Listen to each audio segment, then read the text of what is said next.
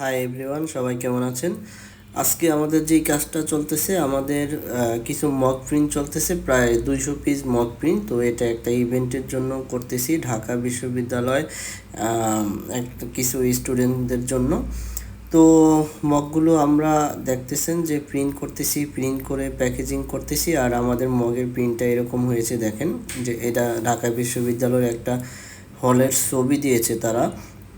ছবিটা যেমন দিয়েছে, খুব সুন্দর প্রিন্ট হয়েছে। আর এই পাশে হচ্ছে বাংলাদেশ ইসলামী ছাত্র শিবির ঢাকা বিশ্ববিদ্যালয়।